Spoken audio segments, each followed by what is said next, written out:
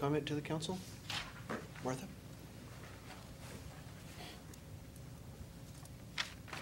Good evening, Martha Martin, Washington.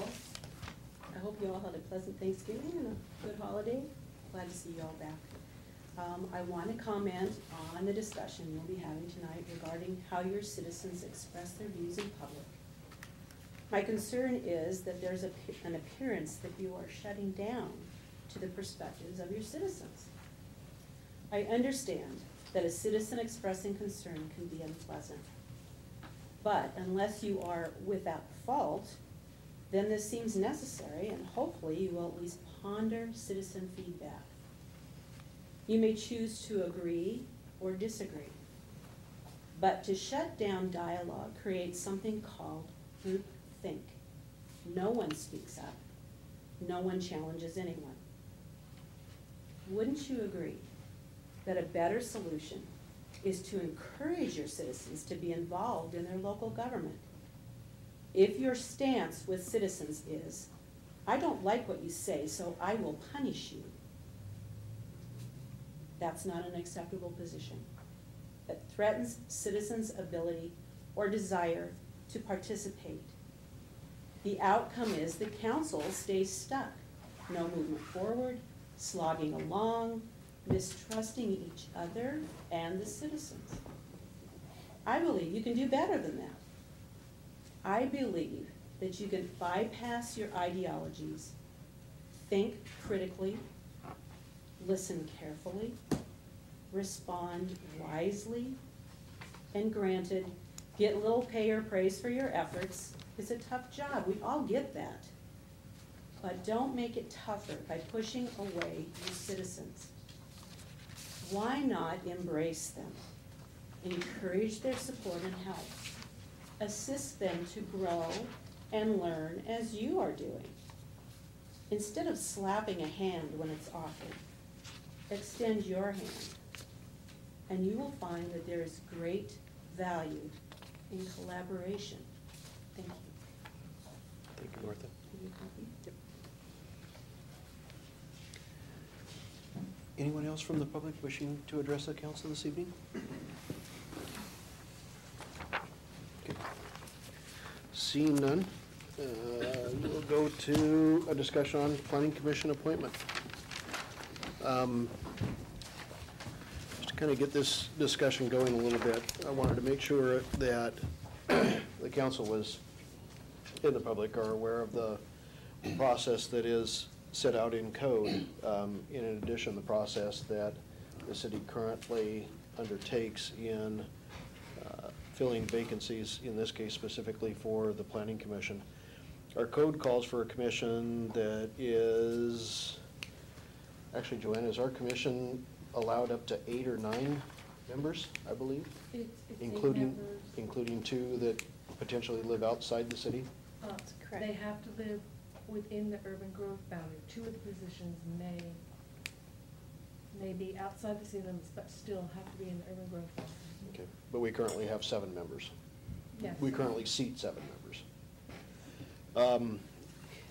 By code, vacancies off of the planning commission itself require only a individual to be put forward by whoever the sitting mayor is, confirmed by the council. We have taken steps at least twice this year to actually utilize an interview panel that goes through the applicants and has about, I'm going to guess, a 30-minute application process or interview process that takes part in there. In the case of the planning commission, we've used on that interview group, we've used the chairman of the planning commission itself when they're available or they're a designee. We've used a senior council member and also used a member of the planning staff or 2 members of planning staff. I know 2 of the vacancies this year, I sat in on the interviews and didn't participate in them, but just sat in and listened to the questions and the answers. And that same process took place for this vacancy as well. We had 2 applicants. The interviews, the applications and letters of interest did come in. The interviews took place, and it was the recommendation of that 3-member committee to put forth the name that they did. And then I in turn pass that along to the council for ratification. So that kind of gets us to where we are today. I understand there is, as evidenced by the agenda, some other discussion that wants to take place, not necessarily, from my understanding, on the process that happened, but the individual that's been put forth. I want to make sure, and please remind council, audience, everybody combined, that we're going to do this in a very dignified and proper fashion. So if I decide to pull rank a little bit here and there as we go through the discussion, please don't have your feelings hurt, because I'm certainly going to make sure that we don't do anything untoward for anybody in the room. So with that, open it for council discussion. Just point of clarification, the interview panel is not written in the code, correct? That's something that... There is no interview panel in the code. The code is only the mayor making recommendation to the council and the council ratifying. Right, I just want to make sure. I'd like to begin if I could. I have an opening letter, and then I have some supporting documentation that I would like to pass around to council. And so if I may, go ahead and read this. Dear fellow council members, I begin by applauding Mr. Briggs for stepping out in public and speaking his mind on issues facing our city. Few people have the desire to weigh in on civic issues unless it directly affects them.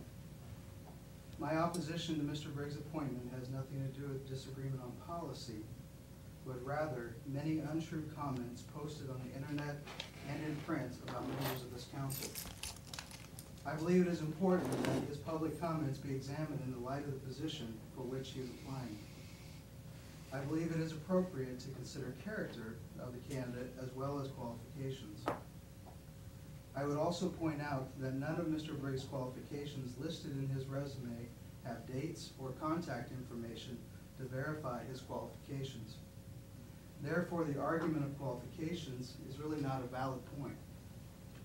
I would also mention that the other candidate for this position adequately provided verifiable information on her credentials.